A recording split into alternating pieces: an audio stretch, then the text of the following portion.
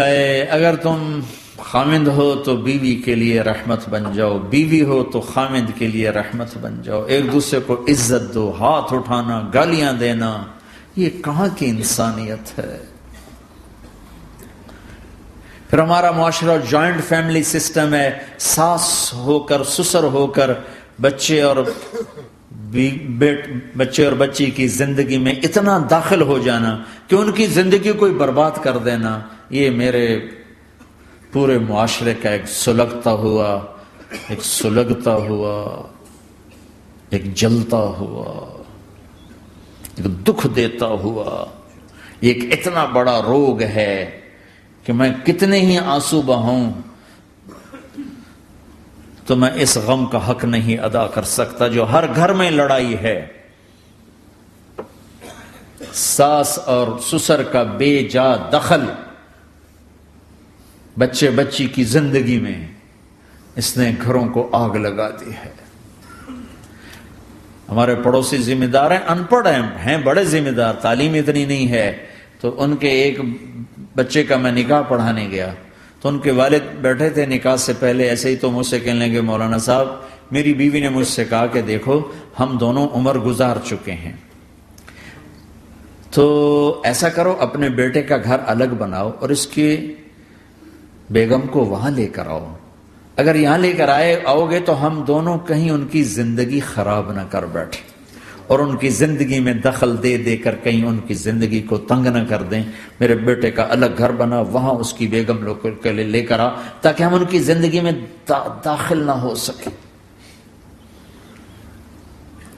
میں حیران ہو کر ان کو دیکھ رہا کہ ان پڑھ باپ، ان پڑھ ماں، اور اتنی اعلیٰ درجے کی بات۔ اب ہر آدمی میں یہ سخت نہیں کہ اپنے بیٹے کے لیے الگ گھر بنائے، یہ تو ہمت ہے کہ ان میں دخل دینا چھوڑ دے،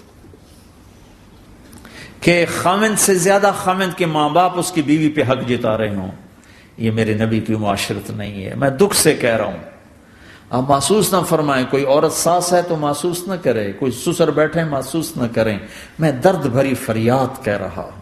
یہ میرے معاشرے کا سلگتا ہوا ایک مسئلہ ہے، ایک گہرا داغ ہے جس نے زندگیوں کو تباہ و برباد کر کے رکھ دیا ہے۔ کہیں اس کا الٹ بھی ہوتا ہے کہ آنے والی لڑکی ایسی بدتمیزی کرتی ہے کہ اس کے خامند کے ماں باپ کو بے عزت کر کے رکھ دیتی، رشتہ داروں سے توڑ کے رکھ دیتی ہے۔ یہ کیسز بھی ہیں لیکن یہ تھوڑے ہیں، یہ دوسرے والے زیادہ ہیں۔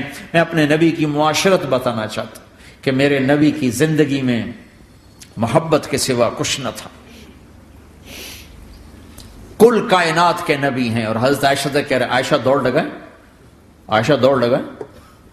کوئی یہاں کہہ سکتا ہے، کوئی مولانا کہہ سکتا ہے بیوی سے آؤ بیگم دوڑ، تمہارا توڑے کو تو گھر ہی نکل تھی دوڑنا کتنے، چلو پوڑیاں چڑھ دے رہا کرو، پوڑیاں چڑھو ہیں۔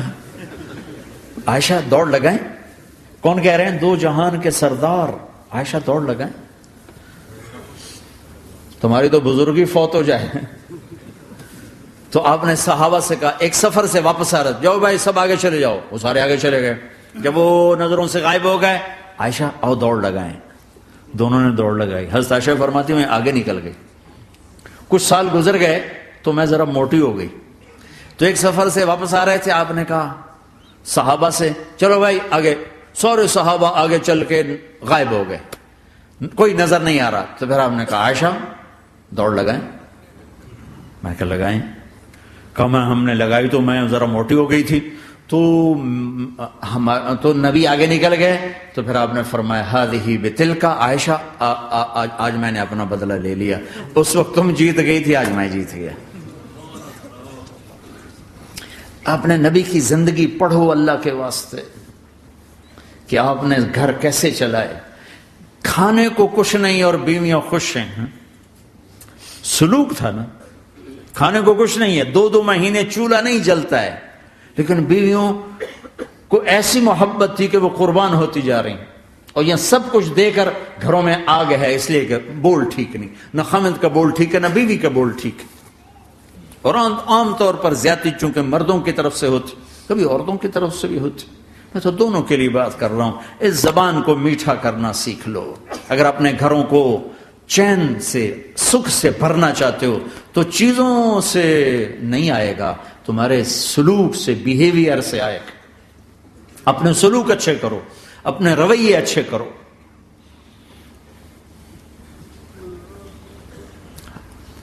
مسجد نبوی میں حبشہ کے لوگ، ایتھوپیا، وہ کر رہے تھے چھوٹے چھوٹے خنجر، اس کے ساتھ نا وہ رقص کر رہے تھے. تو حضرت عائشہ کے کان میں آواز پڑے کہ یا رسول اللہ میں نے دیکھنا ہے. تو کوئی ہمارے ایسا ہوتا کہتا تو لایا نہیں کرتی، فضول کام دیکھتی. تو نبی کی بیوی کو چل بیٹھ قرآن پڑھ، چل مصلی پہ بیٹھ جا، چل تسبیح پڑھ. تجھے خیال کیسے آیا؟ دنیا میں دین مٹ رہا ہے، تمہیں خیال کیسے آیا کہ تو تماشا دیکھتی ہے؟ آپ نے کہا آؤ دیکھتے ہیں. خود آپ دروازے میں کھڑے ہو گئے اور عائشہ کو پیچھے کھڑا کر لیا. عائشہ رضی اللہ فرماتی میں آپ کے پردے میں کھڑی ہو کر میں دیکھتی رہی یہاں تک کہ آپ تھک گئے. ہمارے نبی تھک گئے، اور تھک کے نا کبھی یوں ہو جاتے،